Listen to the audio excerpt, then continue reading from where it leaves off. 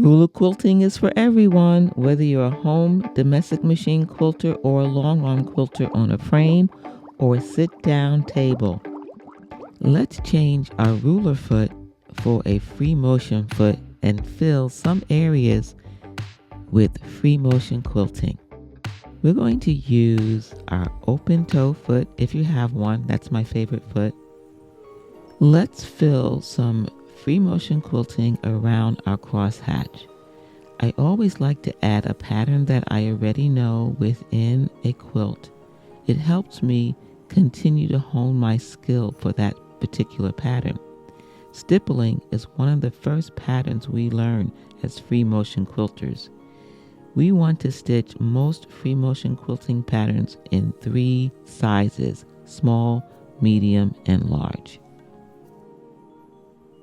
I'm practicing my fine motor skills, meaning how I move the fabric in a small space to create a consistent design of stippling or meander. This is also an opportunity to practice how we move from one space to the next within a quilt and stay consistent with our pattern size or the scale of the pattern. This is a skill you want to practice from one quilt to the next, and stippling is an easy way to practice those techniques.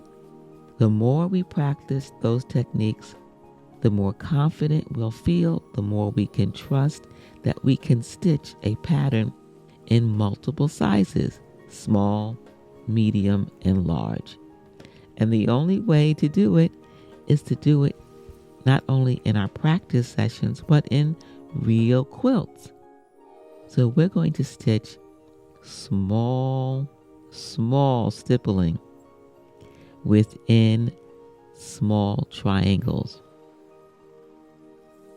One thing to note, if you are using a machine with stitch regulation, I did change the stitches per inch for this small area because we want the curves in the stippling to be smooth. I changed it to 11 stitches per inch instead of 8 or 9 stitches per inch for regular straight line stitching.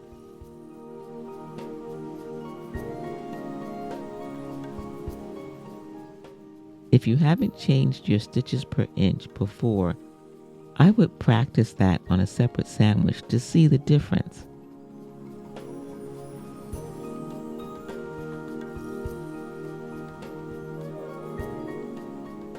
What does 8 stitches per inch versus 11 stitches per inch look like next to each other? Can you see the difference? Can you see the difference in how the curves in the stippling are smooth or not smooth when you have a bigger stitch length per inch? So 8 stitches per inch would be fewer stitches, right? 11 stitches per inch would be more stitches or smaller stitches within an inch.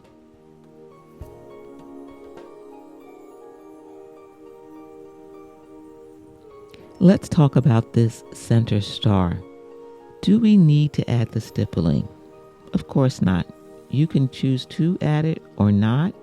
You can add a different free motion quilting pattern that you want to practice.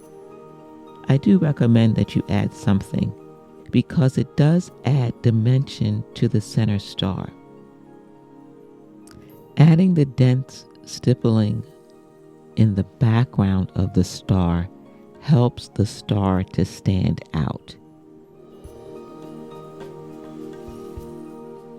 Stippling can be used as a tool to help different elements within a quilt project to move forward in a quilt so that the background recedes. So the stippling is helping the background to recede and the star to move forward. I want you to learn not only to use straight line ruler quilting to finish a quilt, but to use it as a way to accent or frame free motion quilting. And there are a number of ways we can do it. and I'm going to show you a few in this quilt along. I forgot to mention, you still can stitch with your ruler foot. You don't have to change it to the open toe stippling foot. I like more visibility, so I change out the foot. Many will continue stitching with their ruler foot, and that's perfectly fine. It's a personal preference. I just like to be able to see as much as possible where I'm stitching, especially when it's dense quilting like this. I'm so glad you're participating in the 5-star ruler quilt along. Comment below, let me know how you're doing and any questions you may have. I want to help you get better at ruler quilting and free motion so that you can reach your goals of finishing more quilts. We are done. Look at the impact of the stippling. Now the star stands out. I'm Geraldine Wilkins, the Living Water Quilter. I help quilters go from frustration to fabulous with 2 techniques, free motion quilting and acrylic ruler quilting. And I am excited to share this new acrylic ruler with you. It is an essential ruler to help you master straight line quilting, whether it's straight line with a straight edge or straight lines with the channel, which is fantastic for stitching in the ditch. But that's not all it can do. It can do a whole lot more, and I'm going to show you.